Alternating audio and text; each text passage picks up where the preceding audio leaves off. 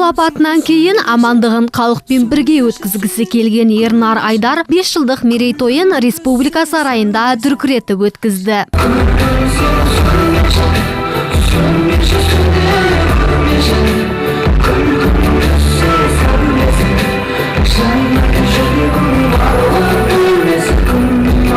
Бұл кеш бұрынғы кештерден өзгерек, әнші үшін де ерекше болса керек. Ойымнан да асып кетті.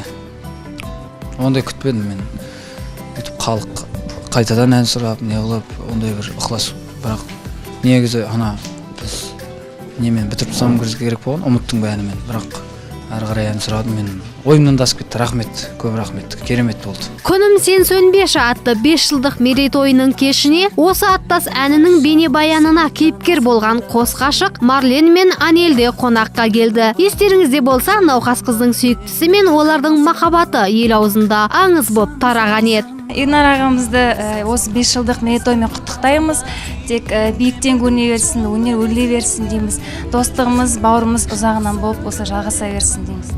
Жол апатынан кейін өмірдің мәнін тереңірек түсінген Ернар Айдар осы қос ғашықтың хикаясын бейнебаянына арқау еткен еді. Ал бұл кеште көзіне жас алған әнші өзін әрең ұстағанын айтады. Шынымды айтсам, өзімді ұстадым, көп ұстадым. Себебі көзіме жас енді жігітсің ғой, бірақ осы күнге жеткізген Аллаға шексіз шүкір деп, ана шыққан кезде андай халықты көріп, халықтың ықыласын көрген кезде адамның өзі бір толғанысы болады екен. Оны тоқтату қиын екен ше. Соған мен үлкен шабыт алдым. Енді ондай жағдай болмасын. Осы Алла Тағала осы абыройдан ажыратпай, осындай қуанышты күндерде кездесіп жүре берейік. Аталмыш кеште Ернар Айдардың өнердегі замандастары Айгерім Қалаубаева, Мөлдір Әуелбекова, Серік Ибрагимов, Нұржан Керменбаев және Айқын Төлепберген арнайы келіп кеш иесімен дуэт орындап халықтың қошеметіне бөленді. Ал жұбайлық өмірдің қызығын енді көре бастаған Серік Ибрагимов бұл кеште Ернарға да үйленгенін жар салып әнге қосуды қолқалапты. Жекеде дуэтте орындаймыз. Ол дуэтпен Ернар екеуміз менің репертуарымда үйлендім мен де орындаймыз. Себебі Ернар Айдар жақында үйленді, бірақ көбісі білсе де көбісі білмейді, сондықтан бір концертте үлкен жаңалық болады. Ол бір ретте айтқан болатын, бірақ енді қалың халық әлі де сол білмей жүр ғой. Енді ол мен сияқты үйлендім мен деп ешкімге айтпайды, сондықтан осы өзінің 5 жылдық концертінде халыққа шығып мен де үйлендім деп айтайын деп тұрмын мен бірге. Сонымен күнім сен сөнбеші 5 жылдық мерекешке қатысқан өнердегі жақындары Ернар Айдарға ақ тілектерін де жаудырып жатты. Ернар бауырымды шын жүректен 5 жылдық мерейтоймен құттықтаймыз. Расында да осыдан 1 ай бұрын мен өзімнің кешімді өткізген болатын, 10 жылдық. Кеш жасау оңай емес. Ернардың бұл жалпы бірінші кеші емес, біз білеміз. Ернар Айдар ерлеуде, осылай ерлігін жалғастыра берсін. Бұл өйткені үлкен жауапкершілікке толы, сондай бір сынақтан өтетін бір кезеңді расында да, өйткені қаншама нервің бар, қаншама стрессің бар, соның барлығын жеңе біліп, жауапкершілікпен халықтың алдына ыстық ықыласына бөленіп шығуың, ол расында да бір үлкен бір қажымас қайратты талап ететін, бір күш қуатты талап ететін дүние. Сондықтан бауырыма шығармашылық табыстар тілеймін. 5 жыл деген әнші үшін ол аз емес, көп те емес. Бірақ кәдімгідей бір орнына нық тұрған бір әншінің шығармашылық жолы деп ойлаймын. Оның үстіне Ернар деген бүкіл Қазақстанды шарлап концерттер беріп жүр. Мына Республика сарайында болып жатқан концерт 3-шісі ма, 4-шісі ма жыл сайын береді. Сондықтан үлкен бір мейрам сияқты оған кішігірім юбилей десе де болады.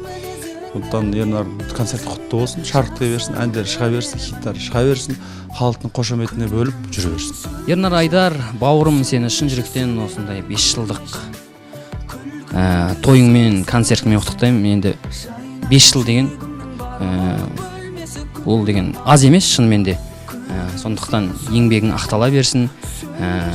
Сенің тыңдармандарың, сенің көрермендерің өте көп. Бүгін өздеріңізде көрген боларсыздар. Зал лық толы. Туған күннен туған күнге осындай тойдан тойға аман есен жете бер. Тек ауырмаш. Серік Ибрагимов дұрыс айтады. Ең бастысы ауырмаңыз, Ернар мырза. Музон арнасы сізге шығармашылық табыстар тілейді.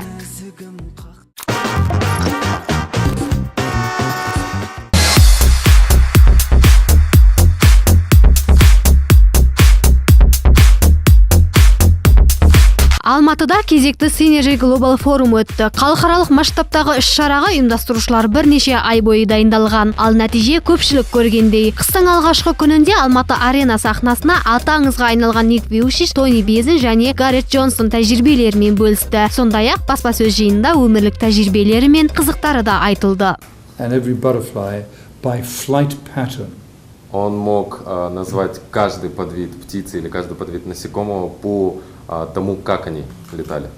So he'd be going, pigeon, blackbird, raven, crow, and I was going, pigeon. Его друг настолько был в этом хорош, что он мог буквально во время того, как они летали, сказать, это голубь, чайка, ворона или еще. В то время как он мог только голубь. Все, на этом все заканчивалось. Міне осындай ерекше жағдайлармен бастапқы нүкте Тонидің табысты болуына ықпал етті. Ал Гаррет Джонсон өзінің сүйікті ісі туралы көп айтқанды ұнатпайды екен. У каждой компании должна быть большая идея, потому что иначе она не выживет в 21 веке. Осы күні әр спикер өздерінің бірегей тарихи табысы туралы айтып, форум қатысушыларын таң қалдырды. Айтпақшы, Ник Вуйчич жақсы актерлік деректерді көрсетті. Ол бір секунд жоғалтпастан бүкіл аудиторияға деген сүйіспеншілігін көрсетіп, мейірімділік танытты. Thank you, спасибо. Я вас любим. Аудиторияға деген сүйіспеншілігімен сөйлейтін Нордстрем де келесі күні өз кеңестерімен бөлісті. You as a person can borrow a lot Вы как человек можете брать долг много, if you know that you will have a higher wage 5 years from now. если вы уверены, что через 5 лет у вас намного больше будет зарплата. Then it's no problem, you can pay it back. Тогда это не проблема, вы сможете рассчитаться. Ал спикер Алан Пизаның айтуынша жаңа адамдармен танысу қиын әрі мәселе емес. Спикер айтқандай, әрқайсымыз кез келген жағдайда мүлдем басқа біреу қол соза алады. Ең бастысы қорықпаңыз. Handshake between men is not a problem. Рукопожатие среди мужчин – это вообще никаких проблем. But with a woman, Но, I'm not sure what you're going to do. но когда дело заходит за женщину, он не знает, что вы будете делать. So maybe Может быть. I go like this and she doesn't see it. Айтпақшы, Алан Пизден кейін аудиторияның назарын бүкіл әлем боксының аңызы сахнада бой көрсетті. Ол әрине Майк Тайсон. Қатысушылар үлкен спортшының сөзін тыңдап қана қоймай, оған сұрақтарды жаудырды. Сонымен әйгілі Майк Тайсон допинг дәрісін ешқашан қолданған жоқ па?